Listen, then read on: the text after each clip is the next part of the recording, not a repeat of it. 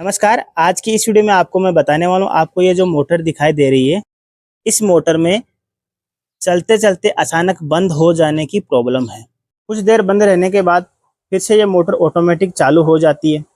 ऐसी problem motor में क्यों आती है, वो आपको मैं आज इस वीडियो में बताने वाला हूँ।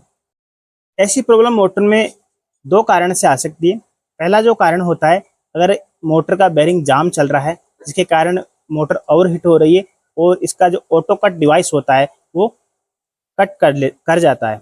और दूसरा जो रीजन होता है, वो कई बार ऐसा होता है कि मोटर की जो कोयल होता है वो कई बार हिट हो जाता है, गर्म हो जाता है, जिसके कारण मोटर ज़्यादा एम्पियर लेता है और ऑटो कट डिवाइस इसे फिर से कट कर देता है। और जैसे ही मोटर ठंडा होता है फिर से ऑटो कट डिवाइस एक्टिवेट हो जाता है और मोटर को चालू कर देता है। अब आपको मैं बताने वाला हूँ, इस मोटर में ऑटो कट डिवाइस खराब है या फिर कोयल खराब है या फिर बेरिंग जाम है, तो हमको इस मोटर को खोलना पड़ेगा। तो हम इस मोटर को खोल लेते हैं। मोटर को खोलने के लिए हमें पीछे का कवर हटाना पड़ेगा।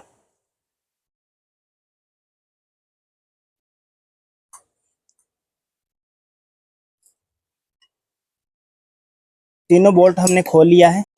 अब हमें इसे पंखुड़ी को भी खोलना है।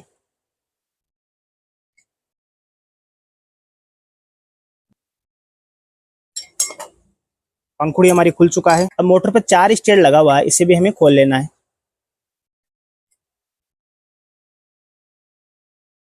चारों बोल्ट हमने खोल लिया है। अब हमें हल्की हल्की चोट मारना है, इस तरह से चोट मार के खोल लेना है।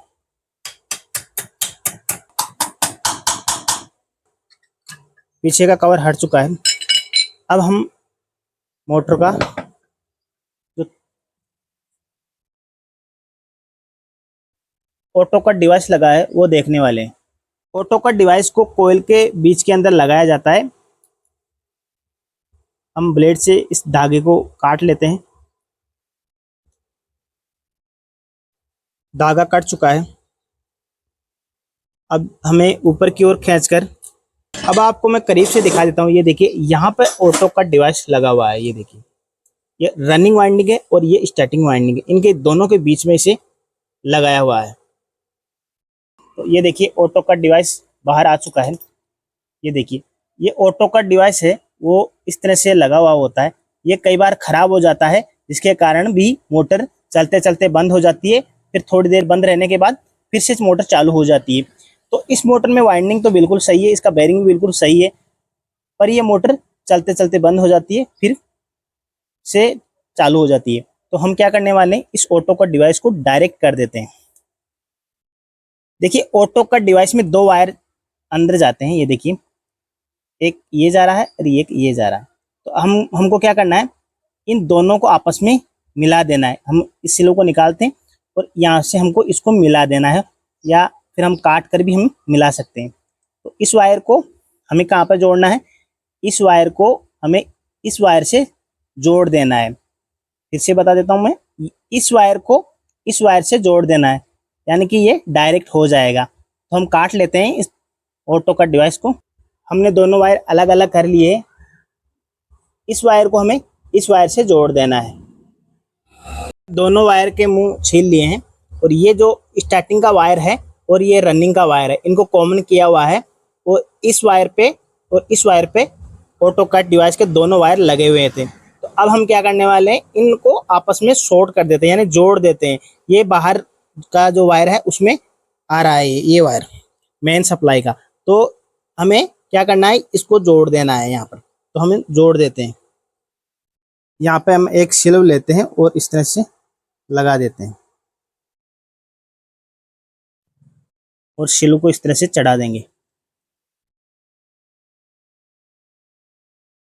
सिलव लगाने के बाद हम एक थोड़ा सा डॉक्टर टेप का टुकड़ा लगा देते हैं ताकि वायर शॉर्ट ना हो।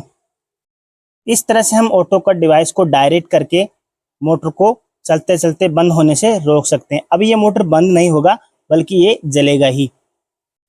अगर वाइंडिंग सही रहा तो मोटर नहीं जलेगा, कंटिन्यू चलता रहेगा। अगर वाइंडिंग में कोई प्रॉब्लम रहा तो ये मोटर जल जाएगा। और जो मोटर चलते चलते बंद होती थी वो प्रॉब्लम दूर हो चुकी है। अब हम इसे फिटिंग करके मोटर को चालू करके देख लेते हैं।